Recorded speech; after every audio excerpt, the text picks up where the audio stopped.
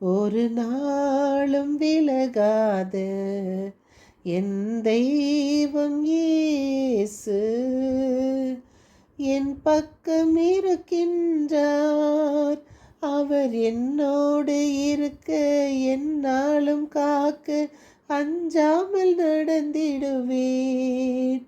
அவர் என்னோடு இருக்க எந்நாளும் காக்க அஞ்சாமல் நடந்திடுவேன்.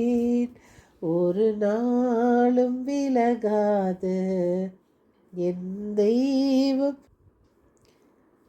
என் ஆற்றல் அவரே, என் மீட்பும் அவரே, பலம் தந்து என்னை எந்நாளும் காப்பவரே.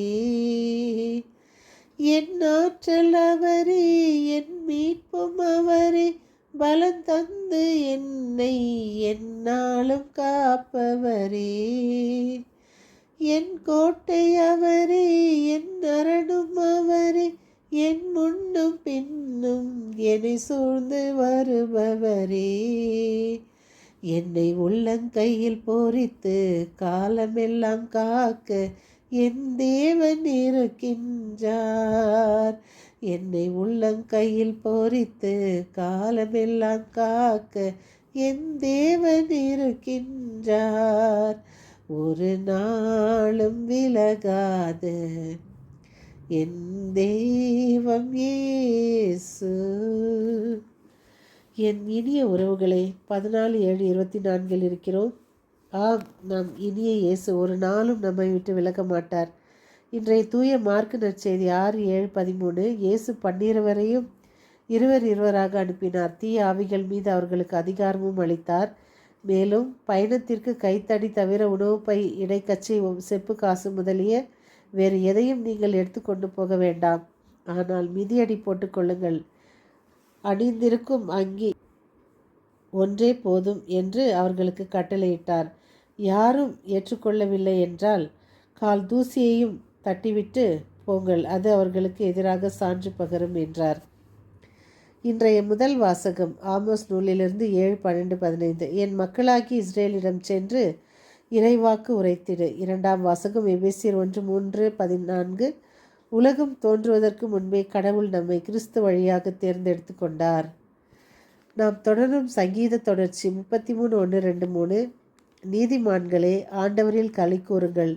நீதியுள்ளோர் அவரை புகழ்ந்து பொருத்தமானதே யாழிசைத்து அவருக்கு நன்றி செலுத்துங்கள். 10 யாழினால் அவரை புகழ்ந்து பாடுங்கள். புத்தம் புது பாடல் ஒன்றை அவருக்கு பாடுங்கள். திறம்பட இசைத்து மகிழ்ச்சி குரல் எழுப்புங்கள். நீதிமொழிகள் 16:1-2-3. எண்ணங்களை மனிதர் எண்ணலாம், ஆனால் எதற்கும் முடிவு கூறுபவர் ஆண்டவர். மனிதருடைய நடத்தையெல்லாம் அவர் பார்வையில் களங்கமற்றதாய் தோன்றலாம், ஆனால் ஆண்டவர் அவர் உள்ளெண்ணத்தை சீர்தூக்கி பார்க்கிறார். உன் செயல்களை ஆண்டவரிடம் ஒப்படை, வெற்றியுடன் அவர் நிறைவேற்றுவார். நாம் ஒவ்வொரு நாளும் ஆண்டவருக்காக வாழ்வோம். நாம் சிலர் பாருங்கள், எந்த ஒரு காரணத்தை கொண்டும் என்ன சொன்னாலும் மாறவே மாட்டாங்க. அதை ஆண்டவர் சொல்கிறாரு, அவங்க கேட்கலன்னா அவங்க கால் தூசியை தட்டிட்டு வாங்க. ஏன்னா எவ்வளவோ ஒரு காலத்தில் கேட்குறதுக்கு வேணால் ஆள் இல்லாமல் இருந்திருக்கலாம், இல்லை சொல்கிறதுக்கு ஆள் இல்லாமல் இருந்திருக்கலாம். இன்றைக்கி மீடியாக்கள், புத்தகங்கள் நிறைய நம்மளுக்கு இந்த இணையதளங்களில் நம்ம நிறைய இறைவனை பற்றி தெரிஞ்சுக்கலாம், அவருடைய வார்த்தைகளை புரிஞ்சுக்கலாம், அவரோட வாழ முயற்சி செய்யலாம். ஒவ்வொரு நாளும் இறைவன் நம்ம பாருங்கள், தாயின் கருவில் உலகம் உருவாகும் முன்னே இயேசு கிறிஸ்துவின் மூலம் நம்மை தேர்ந்தெடுத்து கொண்டார்னா அப்போ கடவுள் நம் ஒவ்வொருவரையும் எந்த அளவுக்கு நம்மை அவர் மனதில் வைத்து கொண்டிருப்பார். நாம் அவரை நேசிப்போம், அன்பு செய்வோம். ஒவ்வொரு ஞாயிற்றுக்கிழமையும் திருப்பலிக்கு வருவோம். வராதவர்களை தூண்டி நாம் அழைத்து வருவோம். சிறு பிள்ளைகளுக்கு ஞானோபதேசத்துக்கு செல்ல வழிகாட்டுவோம். இல்லை நீ ஞானோபதேசத்துக்கு போகாத, டோன்ட் கோ கேட்டகிசம், வெறும் நம்ம டான்ஸ் கிளாஸு மற்ற எல்லா டியூஷனுக்கும் போங்க அப்படின்னு நம்ம சொல்லக்கூடாது. நம்ம பிள்ளைங்கள நம்ம தான் கேட்டகிசம் அனுப்பணும், ஆண்டவரை பற்றி தெரிஞ்சுக்கணும் அவங்க. அதனால் நான் மீண்டும் நான் இதை தான் உங்களுக்கு சொல்லுவேன். முடிந்த அளவு ஒருவரை மன்னிப்போம், பிறரை ஏற்றுக்கொள்வோம். பிறர் செய்தது எவ்வளவோ இருக்கலாம், ஆனால் ஆண்டவர் 7-70 முறை ஏன் மன்னிக்க சொன்னார்னா நீ வாழ்நாள் புறா மன்னிச்சுன்னு தான் இருக்கணும். அதனால் நம்ம மன்னிக்கிறோம் என்று வாயளவில் சொல்லி உதட்டளவில் மனதளவில் நாம் வைராக்கியத்தை வைத்து வாழாமல் ஒருவரை ஒருவர் மன்னித்து வாழ்வோம். மீண்டும் சந்திக்கும் வரை உங்கள் அன்பு தோழி.